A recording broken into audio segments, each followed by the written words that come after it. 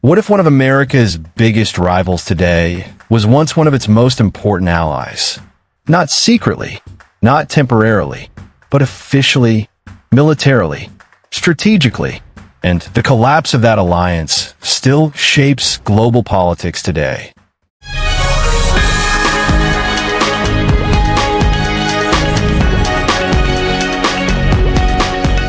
Right now, Iran and the United States are defined by hostility, sanctions, nuclear standoffs, military threats.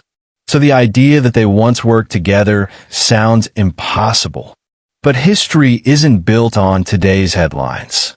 It's built on decisions made decades ago. After World War II, the world split into two superpower camps, the United States and the Soviet Union. And instead of fighting directly, they competed for influence. The Middle East became one of the most critical regions in that struggle, and Iran sat right on the Soviet Union's southern border. Iran wasn't just about geography. It was about oil, energy that powered Western economies, shipping routes that fueled global trade. If Iran fell into the Soviet orbit, the balance of power would shift overnight. For Washington, keeping Iran aligned was non-negotiable. The central figure in this alliance was Mohammad Reza Pahlavi. He ruled Iran as a monarch. He pushed modernization, Western education, and industrial growth. To U.S. leaders, the Shah was predictable and cooperative. He opposed communism. He welcomed American investment, and he kept Iran firmly aligned with the West. This wasn't symbolic friendship. The United States trained Iran's military, sold fighter jets, tanks, and surveillance systems, shared intelligence. By the 1970s, Iran was one of the largest buyers of American weapons in the world. In effect, Iran became a regional pillar of U.S. strategy. But this alliance had a fracture line. In 1953, Iran's elected prime minister, Mohammad Mossadegh, was removed from power. The United States and Britain feared he would nationalize oil and drift toward the Soviet camp. A covert operation helped restore the Shah's authority. To Washington, this was Cold War strategy. To many Iranians, it felt like foreign interference.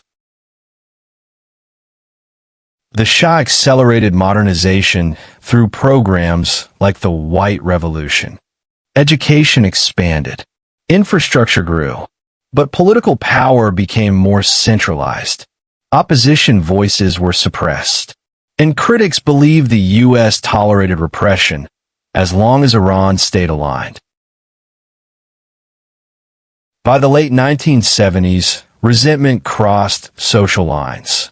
Religious leaders, students, workers, they disagreed on many things but agreed on one.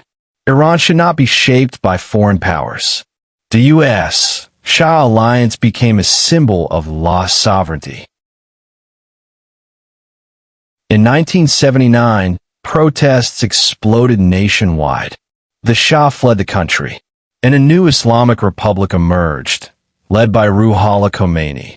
The new leadership rejected Western political influence outright. America was no longer a partner. It was the enemy. Later that year, Iranian students stormed the U.S. Embassy in Tehran. 52 Americans were taken hostage.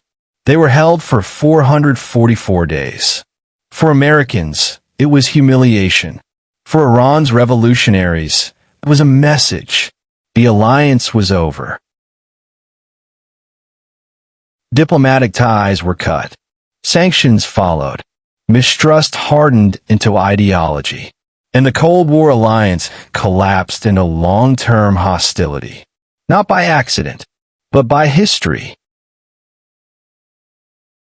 Every modern dispute, nuclear talks, sanctions, regional conflicts, connects back to this moment. You cannot understand today's tension without understanding yesterday's alliance. So yes, Iran was once America's ally, and knowing that changes how you see everything. If you want history without filters, myths, or shortcuts, like and subscribe to Odd Archives TV, and comment below, should alliances ever be built this way?